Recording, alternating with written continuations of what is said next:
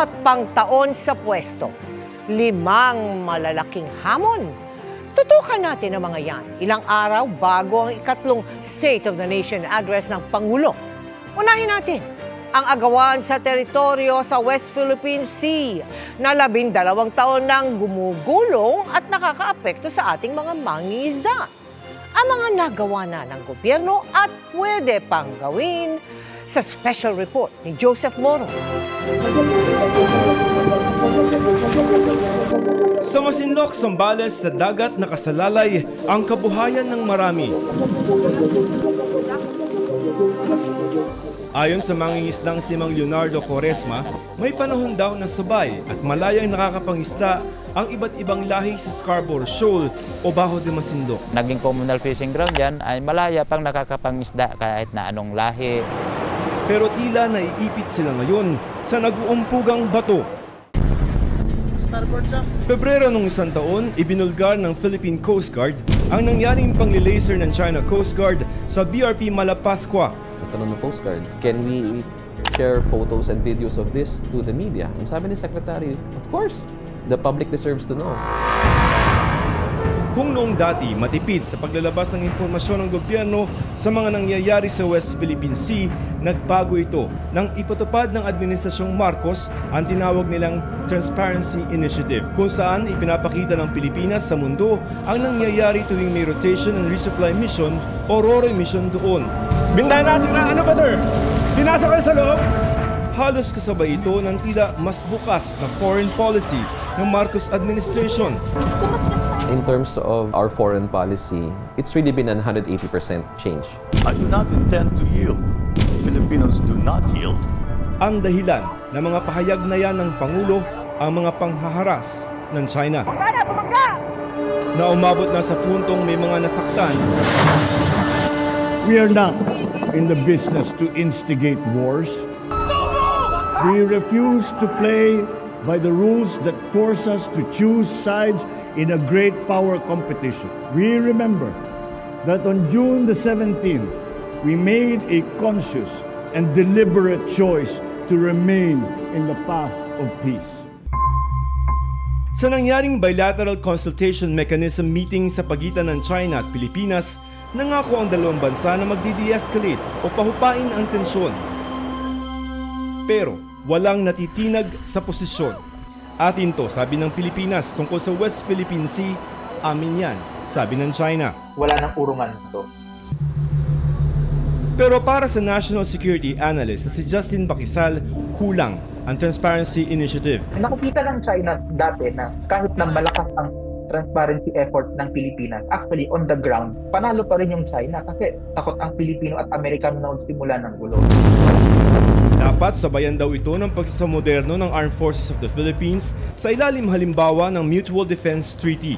Pagpapalakas din ng alyansa sa ibang bansa na may mga interes din sa mas malawak na South China Sea na pangunahing sea lane sa mundo. Dapat din daw ay ituloy-tuloy ang pagtatayo ng mga military at civilian facilities sa Kalayaan Island Chain. Ang mahirap lang kasi ngayon, masyadong madaling ma-intimidate yung Pilipinas na pag tinakot tayo ng China, hindi natin agad gagawin ito. Hey! Hey!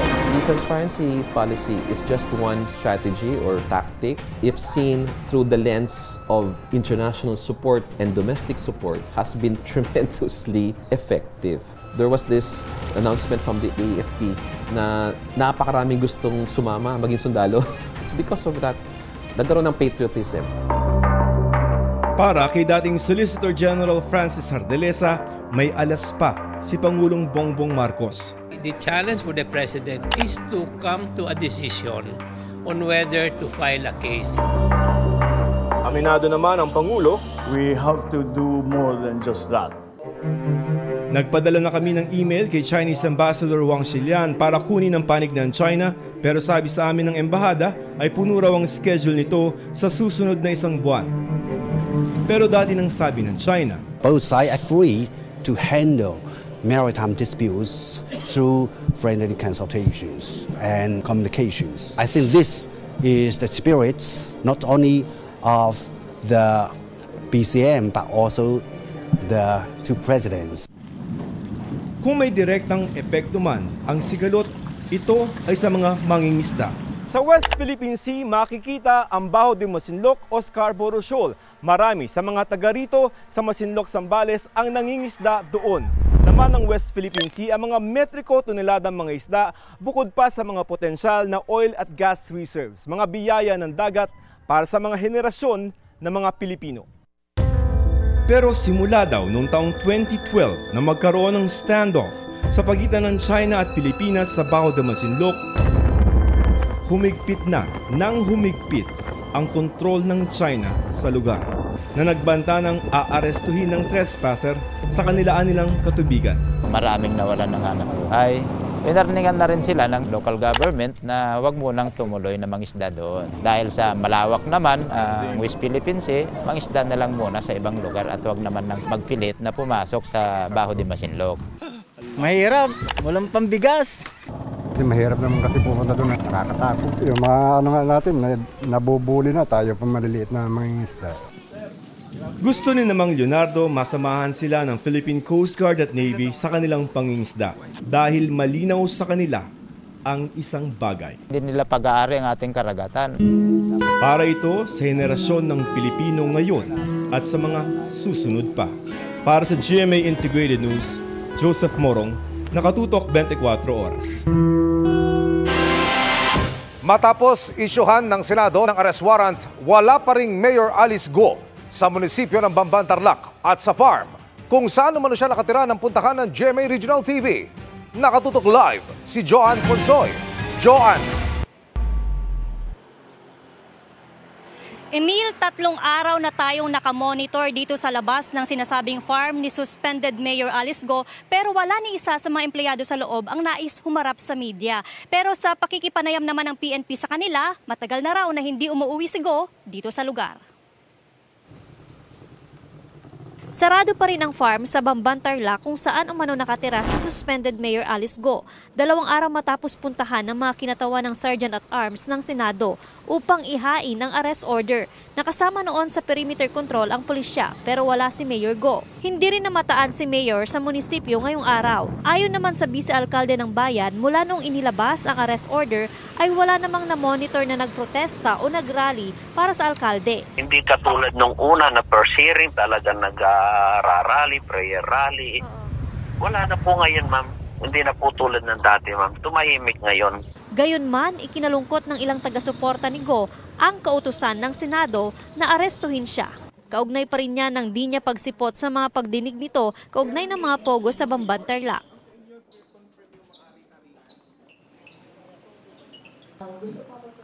Mahigit 1 buwan na rin nakaupo ang acting mayor at acting vice mayor sa munisipyo ng Bamban. Nakahanda naman daw ang PNP na magbigay ng seguridad sakaling iserve muli ang arrest warrant. Emil? Maraming salamat, Joan Ponsoy ng GMA Regional TV. Iligal umano ang pagkakaaresto sa isa sa mga kapwa-akusado ni Pastor Apollo Kibuloy. Ma'am Pauline even insisted for a lawyer, but she was never given anything. And for 11 hours, we never knew where she was. They subjected my client to an investigation without counsel. Alam mo, kung basahin nyo yung batas, bawal yun. Nakakapreso yun, 8 years to 10 years. Iginit yan ng legal counsel ni Kibuloy dahil hindi umano nabigyan ng pagkakataon si Pauline Canada na ma-assist ng abogado. Ibinibigay na niya ang desisyon kay Canada kung magsasampa ito ng kaso. Kapwa-akusado si Kibuloy at si Canada sa kasong paglabag sa Anti-Trafficking in Person Act at kabilang sa Finance Department ng Kingdom of Jesus Christ.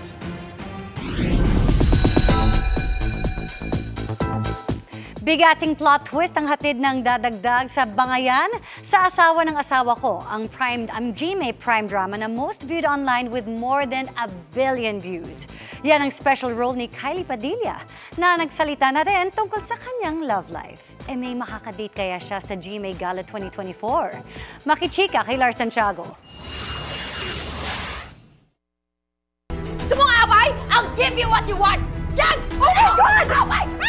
Sa gitna ng di matapos-tapos na bangayan ni na Christy at Shaira sa hit GMA Prime series na Asawa ng Asawa Ko. Ilang araw ng usap-usapan sa social media ang jewel ng prime time. Bago ka paglaruan ni Leon, naging akin siya. Nadadagdag sa tumitinding eksena sa series. Siya ay walang iba, kundi si Kylie Padilla. She's Hannah Rodriguez. And magka-rebelde din, I guess. So, sumama siya kay Leon. Naging kalasag siya when she was younger. Dati nang nakatrabaho ni Kylie si Raver Cruz. Pero first time niyang makasama sa acting project si Jasmine Curtis Smith. Mini reunion naman ito ni Kylie at Joem Bascon na nakasama niya ng sandali sa Black Rider. Sobrang giving nila eh. Tsaka sige lang na pumasok ako na may na-built na silang relationship with each other.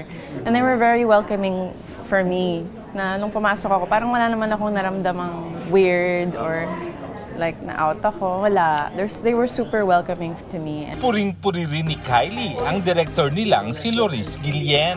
Pagkatapos mag-taping ni Kylie sa Biyernes, maghahanda na raw siya para sa inaabangan ng lahat na GMA Gala. Excited si Kylie sa isusuot niyang gown na may pahiwatig raw ng kanyang pagiging sangre. It's one of the elements. Ayun na lang. Tinweak ko para lang bumagay sa theme. But, ganun pa rin. Baka very mystical pa rin yung dating. Element? Amihan? Tingnan natin. Secret. Mag-isa lang daw pupunta si Kylie sa gala dahil marami naman siyang makakasamang kaibigan doon. Wala mang partner sa gala. Hindi naman daw malungkot si Kylie. Happy ka ba ngayon sa buhay? Oh yes, I'm very happy now. Very grateful. How about the love department? Love department? Masaya naman ako. Masaya. Lor Santiago, updated sa Showbiz Happening.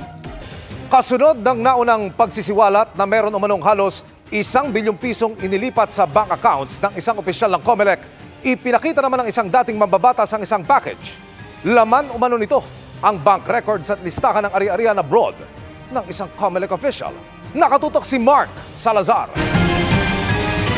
Yan naman lahat ng details from FedEx. Ipinakita ni dating Caloocan Congressman Edgar Erice sa media ang natanggap niya umanong package mula sa Bahamas. Mga bank records daw ito at listahan ng ari-arian abroad ng isang COMELEC official. So nung binuksan ko, may 14 accounts. Yung isang COMELEC official. 14 accounts sa Seychelles, sa Bahamas, Singapore, Hong Kong. At I think China. Ngayon, itong 14 accounts nito, yung iba kasama niya, co-depositor niya, yung kanyang asawa.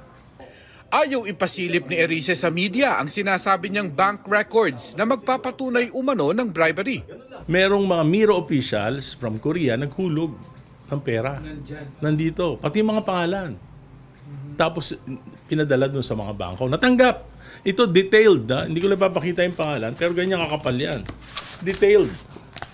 Detailed yan, no? Pati yung date, time, andyan, kung paano na receive. Pati yung kanyang mga properties abroad. Tinanong si Erice kung sinong opisyal ng COMELEC ang nasa bank record. I will not name it because it's still not verified. Hindi naman to verified pa eh. Para maimbestigahan ng COMELEC, pinareceive ni Erice kanina sa opisina ni COMELEC Chairman George Garcia ang mga dokumentong tinatawag niyang The Bahamas Files. Ipinasilip ni Chairman Garcia sa GMA Integrated News ang mga dokumento. Yung mga pinadala sa akin, yung pinareceive kaninang umaga, pare-parehas po yung font. Para isang tao lang ang gumawa ng lahat, may mga binago-bago lang na account number. So yung account numbers lang ang pinagbago-bago, pero pare-parehas po yung font. Hindi nga, wala nga logo ng bangko, ni wala nga pirma ng kung sino man na nag-issue. Parang lumalabas, 14. Yun ay 14 doon sa 49. Pero this time, nagsama ng 6 na local accounts. Doon sa una kasing may kopya ko na meron ako, at the same time, doon sa binabasa sa Sa Presscon, wala kasing local accounts. Sinubukan daw i-verify ni Garcia ang isang account sa listahan ni Erice. Sinubukan muna natin ang isa, Land Bank of the Philippines. At dito sa Land Bank of the Philippines, napakaliwanag. Sinabi ng Land Bank, hindi nag-i-exist ang account na yan. Walang ganyang klaseng account. So ano ibig sabihin? Spurious ang account. Iisa-isahin daw ni Chairman Garcia ang mga bank account para makuhanan lahat ng bank certificate para pabulaanan ng mga bintang. Nakakalungkot. Sobra ako nalulungkot sapagkat ako inaakusahan, ako ang naghahanap ng ebidensya. Ako inaakusahan, ako nagpapatunay na mali. Hindi ba dapat yung nag-aakusa sila ang nagpo-prove? Doon ako nalungkot. Hindi pa pala verified. Hindi pa pala nakikita, nalalaman o nagtatanong man lang sa mga bangko o nag-i-inquire. Hindi verified, nilabas sa publiko. So, anong ibig sabihin? Anong purpose? Para naman daw sa mga bank account sa ibang bansa, nakipag-ugnayan na raw siya sa Anti-Money Laundering Council. Sa oras na mapatunayan daw ni Chairman Garcia na pineke ang mga bank records para siraan siya, pwede siyang magkaso ng falsification of records laban sa mga naglabas nito. Tatandaan natin, kahit ang isang hayop, pagka nasusulong, dalawa lang ang pinag-iisipan niya, tumakbo o lumaban. Kung ako hayop, pinili kong lumaban. Hindi ko piniling tumakbo. Para sa GMA Integrated News, Mark Salazar, nakatutok 24 oras. 5 days to go bago ang grandest industry event of the year na GMA Gala 2024. Pero mga kapuso, alam niyo bang pwede kayong makatanggap ng exclusive invitation? Alamin kung paano sa chika ni Nelson Canlas. An evening of beauty, glam, and purpose. Yan ang GMA Gala 2024 na gaganapin sa July 20. Ang grandest industry event of the year. Dadaluhan ng biggest and brightest kapuso celebrities at iba pang personalities. Hindi biro ang pagmamount ng malaking event na ito na ipinakita sa Beyond the Carpet, Road to GMA Gala 2024 documentary ng Sparkle. We want to celebrate Philippine Pride this year also, especially since we have this very big upcoming drama, Pulang Araw. We want to instill a sense of nationalism. It's very important, especially given our current situation. No?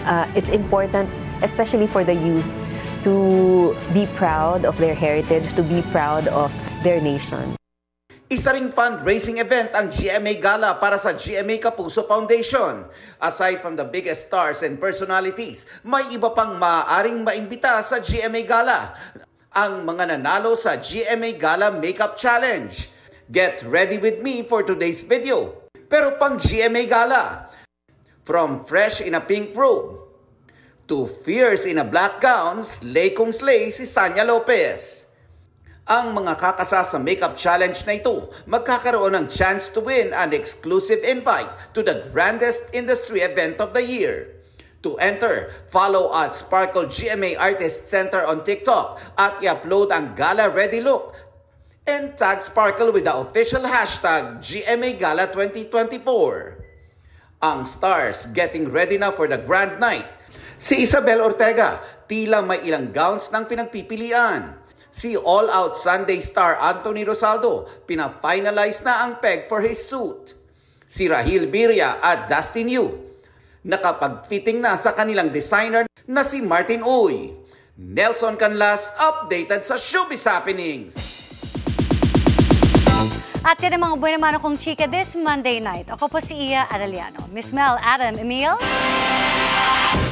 Salamat sa iyo, Iya. Thanks, Iya. At yan ang mga balita ngayong Lunes. Ako po si Mel Tiangco. Ako naman si Atom Araulio para sa mas malaking misyon. Para sa mas malawak na paglilingkod sa bayan. Ako po si Emil Sumangil. Mula sa GMA Integrated News, ang News Authority ng Pilipino. Nakatutok kami 24 oras.